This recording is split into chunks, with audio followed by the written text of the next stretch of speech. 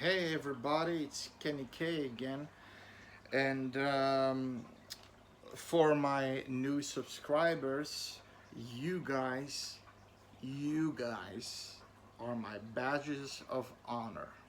Thank you very much. Um, I wanted to do a re review because the first review I did is actually my top five favorite slasher and maybe even horror movie. Maybe even horror movie. My Bloody Valentine from 1981, and I did the review, but the audio wasn't super. So, but the problem here is my audio, my mic was I had to load it up again. So I hope the quality is still okay. That would be a bummer.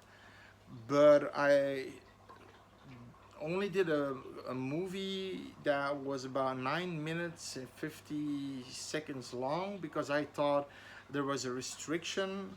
There was a restriction on. Sorry,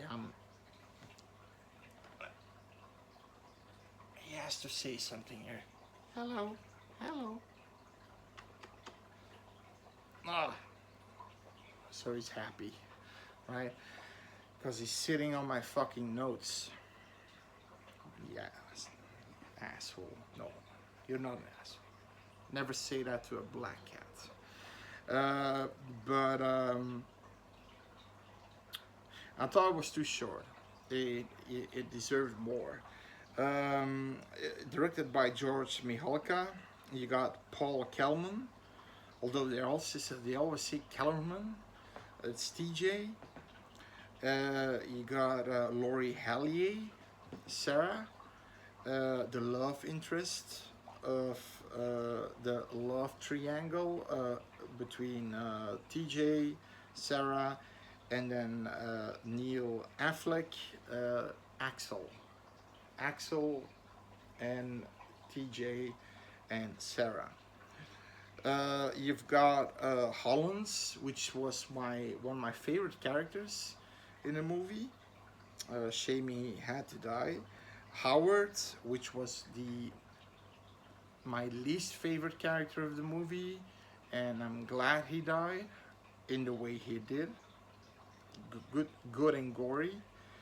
Off screen, but yeah, but still gory. You got Don Franks, which I don't know the guy. I don't know the guy. His resume, but he appears to be a famous actor in black and white movies. Here he plays Chief Newby, and then you have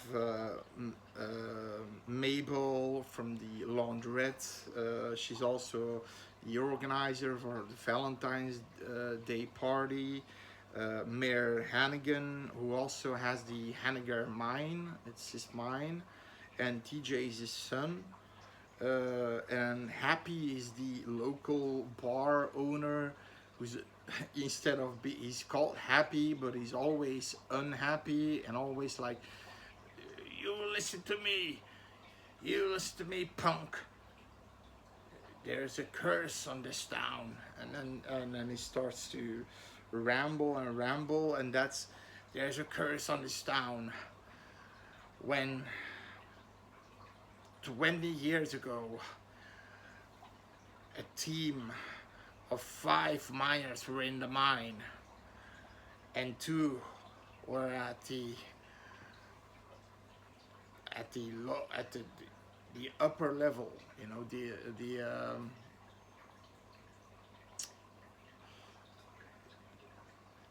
the upper level, the ground level, and they didn't check the methane gases, and they wanted to go to the party. So they went to the party. And so some of these miners who are still in the mine put a match on, and it blew the place up. We had to dig them up for 6 weeks, and when dug him, we dug him up, I saw Harry Warden, the only man that survived. And then you see Harry Warden, and he does like, "Ah!" And it's just like a real weird scream. But then in the uncensored cut, you have that scene where he's eating the arm of one of his, comrades. You don't know if he killed somebody for that arm, maybe, because he's a killer. Because then he went to, that's what the story tells you. He would go, and it's true. It really happened. Then he went to an insane asylum for a year. When he came out, he killed the 2 supervisors with a pickaxe and took out the hearts, put them in a heart-shaped box. Where you put normally you would put chocolate in there, and put them on the Valentine's Day party. So everybody then there was a note that when every time you will you will celebrate Valentine's Day, people are gonna die and hearts are gonna be torn out, and that's basically what it is. And that's why this town, which is ironically enough called Valentine's Bluff, can have a Valentine's party. And now over 20 years later, they decided to, you know what, Harry Warden is in jail in an insane asylum, but now forever. He can't do shit. Just let us have a Valentine's Day party again, and everybody's really excited and this and stuff.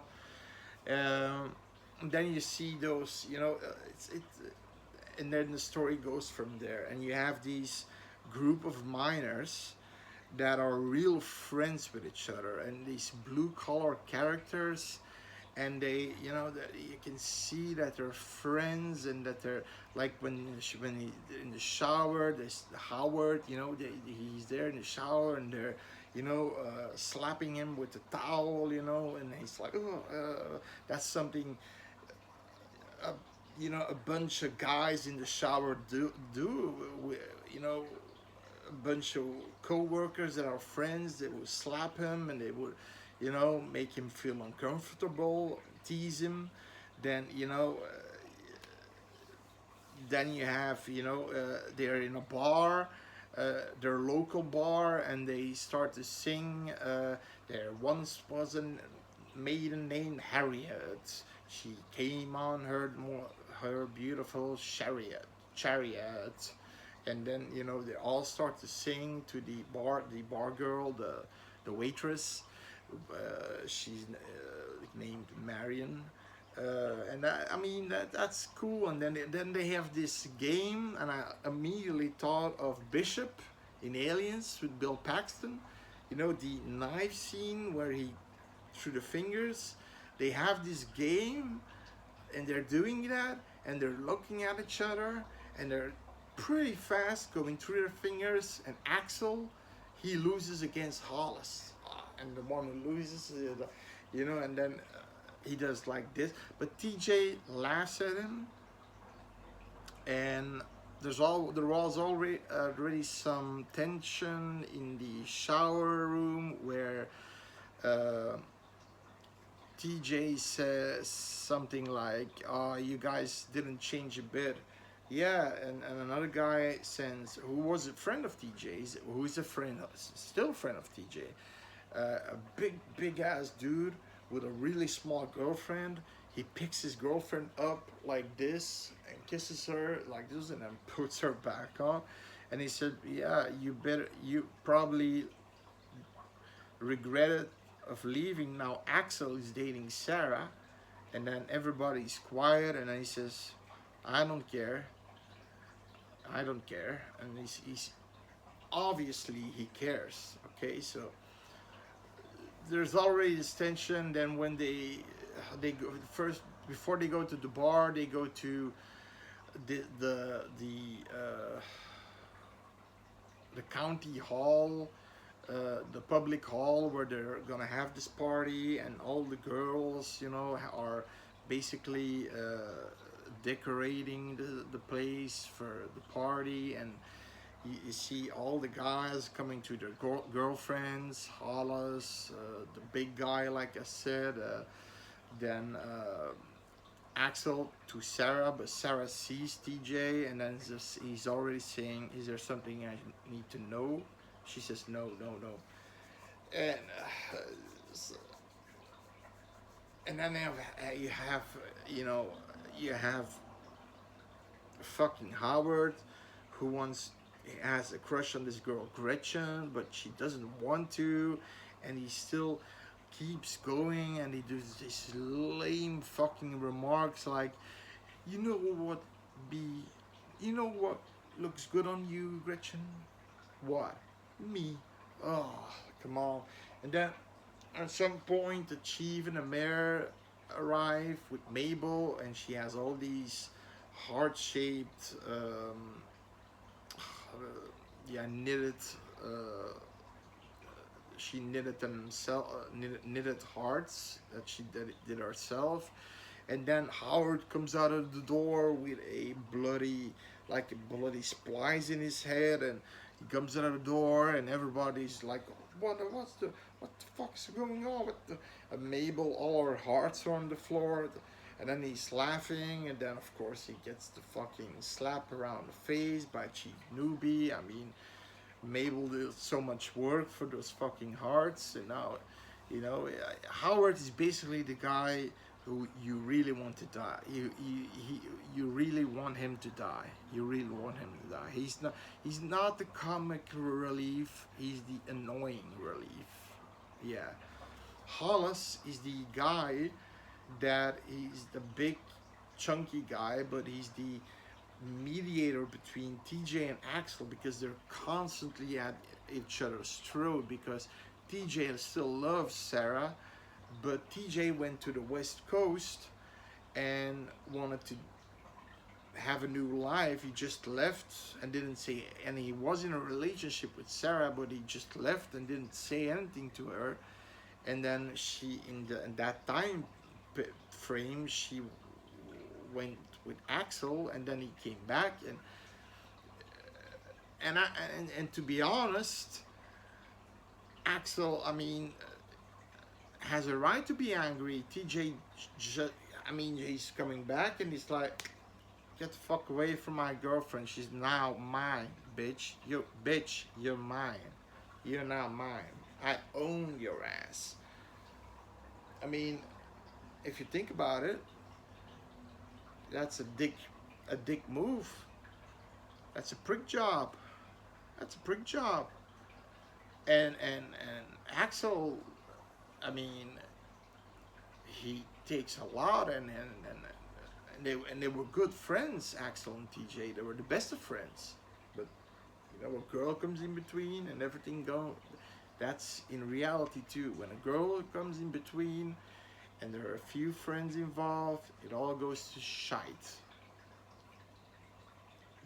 When a girl gets, you don't see your friend anymore because he wants to do more with his girlfriend, and I understand that you want to do more with your girlfriend.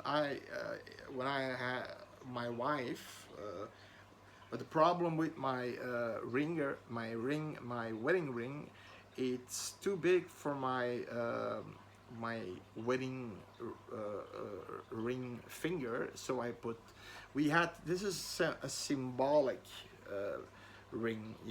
We put a symbolic finger. So if a woman comes up to me and starts to touch me in a way, I'll do like this. I'm fucking married, bitch. See that? Fucking married.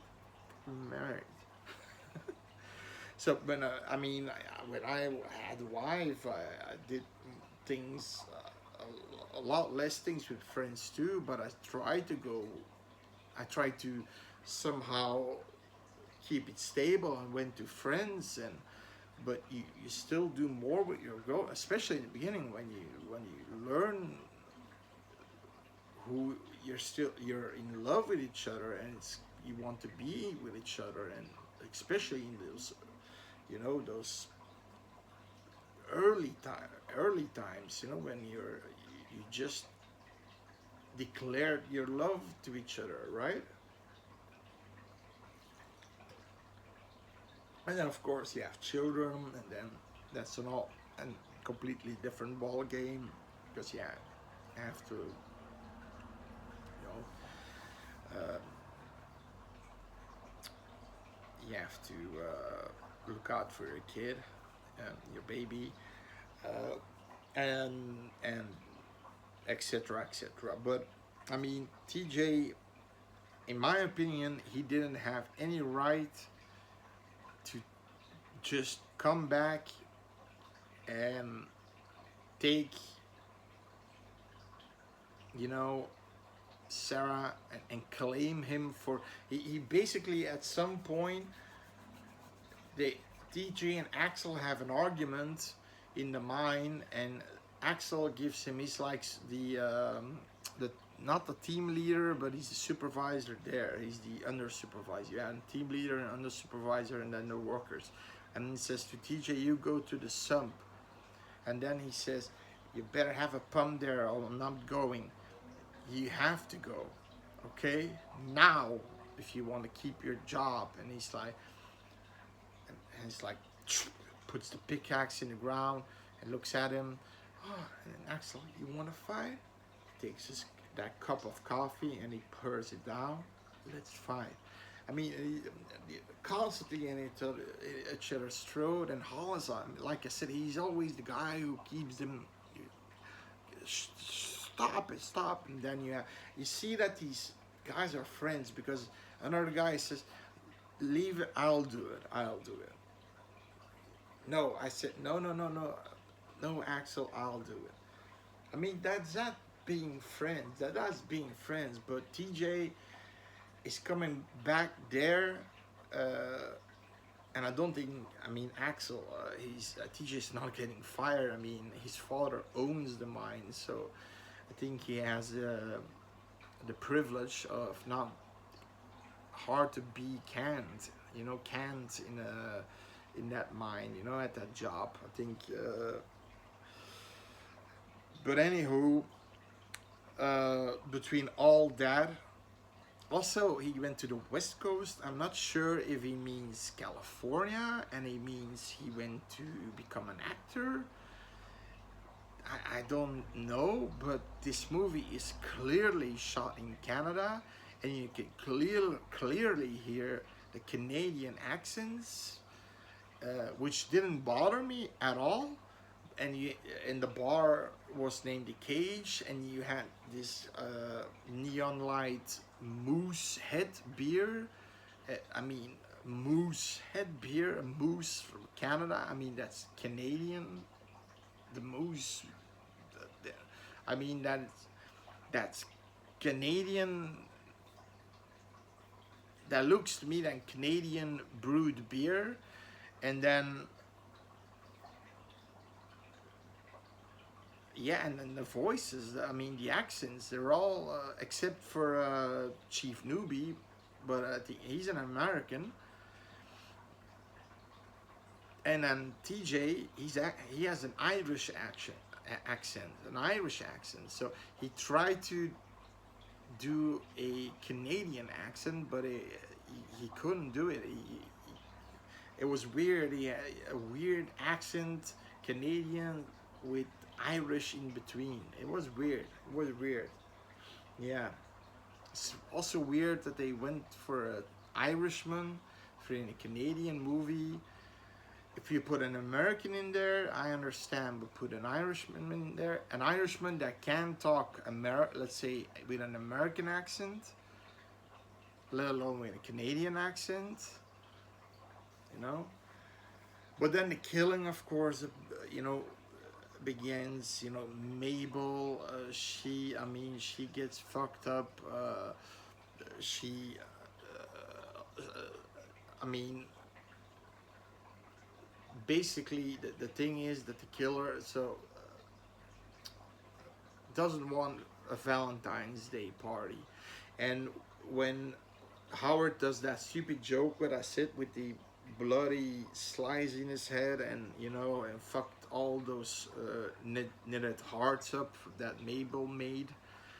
Um, he says, "Oh, Mayor, somebody left this for you. A heart-shaped box with chocolates in. Oh, who could it be? Maybe a secret admirer." And he says, "It's good to, so my my wife is constantly giving me a diet, so this is a good excuse for me." And then he opens the box, and there's a note in there, and I think it happened again, and it will happen again. And then he opens it, and you see a heart, a human heart in it, and and the way he acts is silly, because it's like he's annoyed and he doesn't want to be there. It's like, oh, it can be happening again. Oh, it's that was that was silly. And that heart was from the first opening scene, where these two miners are in the mine, and one of them is the killer, and one of them is a girl. She undresses and in her bra, and she wants to have sex. She wants to take off the miner's helmet off, but he says no. Then she starts to basically use yeah the what's that called? The slurf, the tube where you get the oxygen from, and she's like caressing it like she's caressing a penis. But then the miner sticks his pickaxe in the wall, and then he takes her boobs, and then he sees that she has a heart-shaped tattoo on her boob, and he just sticks her through the pickaxe, with the pickaxe coming through the heart-shaped tattoo. So that's the heart. That's where the heart came from. Then Mabel, the way she dies. I mean, it's also cool, also with a heart-shaped box, and then with a poem in there, and then I don't know. I can't remember. I can't remember the poem, but it's basically that when it ends, it says, "I'm standing next to you," and then she sees him coming after her, and we don't see her die. But then when Sheriff Newbie goes to see Mabel, because the mayor wants to cancel the Valentine Day's dance, cancel all the Valentine Days, put all the decorations away over town, and he goes to Mabel, she's a part of the party committee, and when he finds Mabel, he's like smelling something, and when he goes in Mabel's laundrette, he smells something, and it's like, and you have all these laundry machines, just twirling, and then he finds these hearts that are upside down, and he follows them, and then he opens one, and then Mabel falls out, and you have this body that's completely burned from the heat of the and and he said, like, it was like, and he pushed the button off, that it stopped twirling, and he was almost puking, and the mayor was there, and he said, the stench, what the hell is it? And then apparently her heart was also cut out. There was a small cart in the cavity of the wound. Stop the parties, or many more will die. It's always in a poem. I can't say, but I'm basically says stop the parties of me. So basically, a lot of people die. A lot, and if you see the uncensored cut, it's super gory. You have super gory scenes. you have this one scene that's like almost 2 minutes long that they took out of the original cut. 2 minutes long, and that uncensored version that came out in somewhere late in the year 2000 somewhere. So if you see that movie, you would say, okay, it's a cool killer. You've got a cool killer. You've got some good tense moments, good atmosphere, cool location in the mine, you know. But you don't have your gore. You have plenty of kills, but you don't have your gore. Like the Mabel, her head falling out, and you see her head twirling, and then that disgusting. It's like she's been burned, but her eyes are this super blue like color. It's pretty fucked up, you know. And that's a scene you don't get in the censored version, in the original version. And like I said, there's this one scene that took 2 minutes, like a girl that's basically picked up, and when he goes to the shower of the miner's shower, and he punches her through a shower nozzle, out of the mouth, and the blood is coming out, and he puts the water on, and she's basically a human fountain.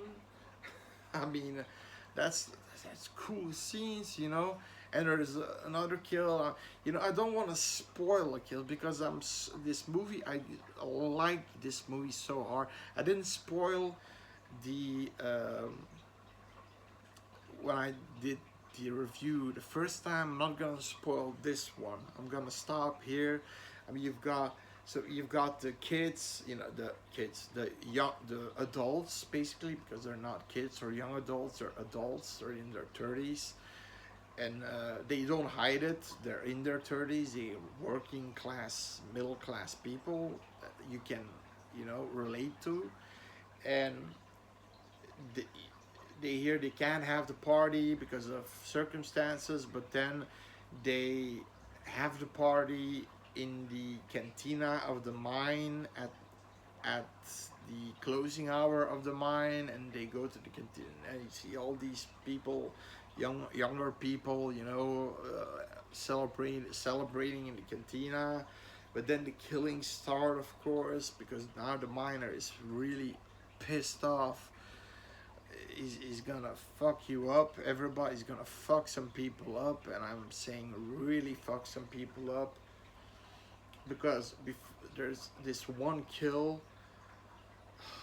That's the one I'm gonna spoil. That's the one I'm gonna spoil. The Happy basically knows they're gonna have this party because they announce it. TJ announces it in the bar, and Happy is like, "You pieces of shit.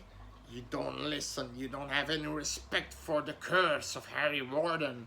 And then TJ goes like, "Don't you go tell my father or somebody else, Happy, or you're gonna be, I'm gonna clunk your face." And then it's like that or something. He says something that way, you know. And basically, he's gonna give you a few slaps in your face, you know, deck your face. Kaboom! From happy to unhappy. And he goes to the Hanager mine in his mining clothes from the early days, and he puts a where the cantina is, the door for the cantina. He takes out the lock, and he puts a puppet, a miner, and when the door opens, the pickaxe goes like this, and does this multiple times, and every time he does that, he laughs like and then he goes away. He did it 3 times, and then he decides to, he goes like, he's drunk also, and he wants to do it the last time. He opens the door, now it's the miner for real, and he just punches the fucking pickaxe through Happy's chin. It goes through the eye, ripping the eyeball out, and you see the eyeball hanging, and he's basically, you know, pulling Happy through the sand where he wants Happy to be, and with the pickaxe in his fucking neck. I mean, that's a fucking gory kill. You can the eye hanging out. I mean, come on, that's a gory kill, right? For 1981. Okay, we have the Terrifier now. Nothing can top that. I know that, but for 1981, that was a gory kill. The gory kills. All the kills were pretty gory. This movie basically, I mean, if I'm looking back, this movie had probably one. It, it's in the top five of the goriest movies back then. At least top five, maybe even top three. Now with the Terrifier movies, nothing can top that. That's true. And they're going with a fourth one. It's obvious that they're going with a fourth one, and it looks like Damien Leone always wants to top that and more and more and more, but people are saying, how are you gonna top this gory ass movie? But back then, that gore, that was really gory. That's why it was so, I mean, cut by the MPAA. I mean, those motherfuckers, the MPAA ruin horror movies. They have something against horror movies. They fuck it up. They Horror movies need to have blood and bodies and gore. They need to have at least blood and bodies. All right, the gore stuff. Halloween doesn't have gore, but has bodies. Okay, so okay, they give you that, but like they had they're assholes because they had a beef with the Friday 13 man, the producer, I think, Frank Mancuso Jr., and he had a beef with them, and then I think they had a beef with the director of A New Blood, and they just. I'm gonna do a review of that. No, I did a review of that. What, which scenes they all cut. It's completely madness. I'm lucky that I saw a fan edit that they put all the deleted scenes in there. Okay, in bad VHS quality, but still it was visible. But it's stop. You know, being now they're allowing the Terrifier movies. How gory can you go in those movies? These movies are almost at a point that they're torture porn, and those, I mean, sorry, but MPAA back then, a bunch of pussies. This movie has cool kills, a high body count, and good gore in the uncensored version. Again, it has good characters. All the characters are kind of fleshed out. The main characters, like I said, Hollins, Howard, you know, TJ, Axel, Sarah, even the girlfriend of Hollins, the big guy, built as a log, you know, and his girlfriend. They're a little bit fleshed out.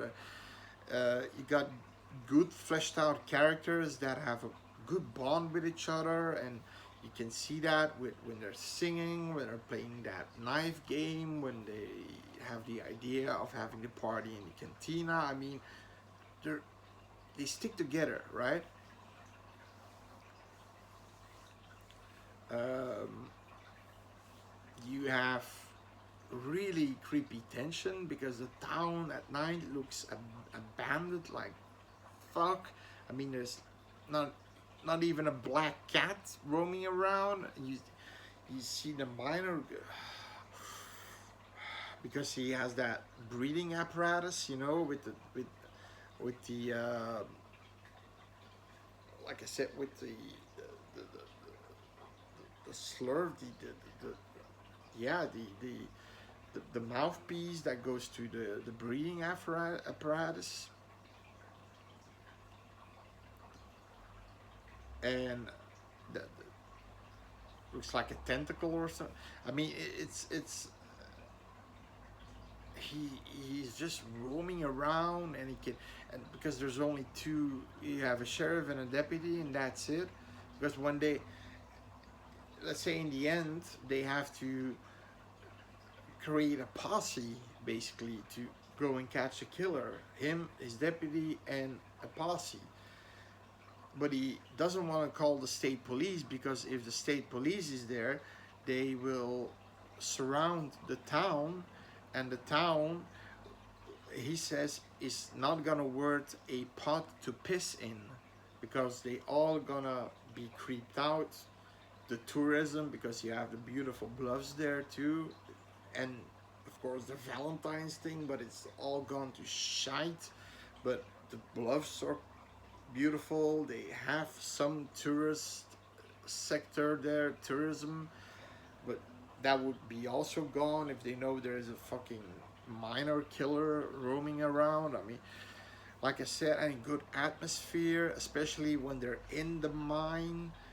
Uh, there's this also scene where Sarah is, thinks she's being chased, I mean stalked, and she's walking faster and faster and faster.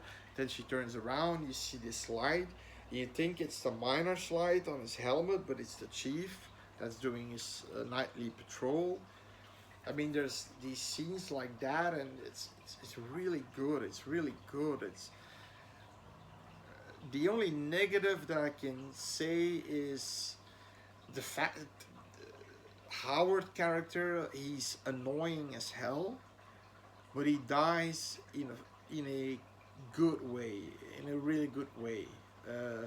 I'm not gonna spoil his kill. He dies in a good way. We don't see him getting killed, but we see his body. But there's a thing where you'll see when you see the movie. Basically, we see him getting killed. Basically, we see him getting killed. Yeah.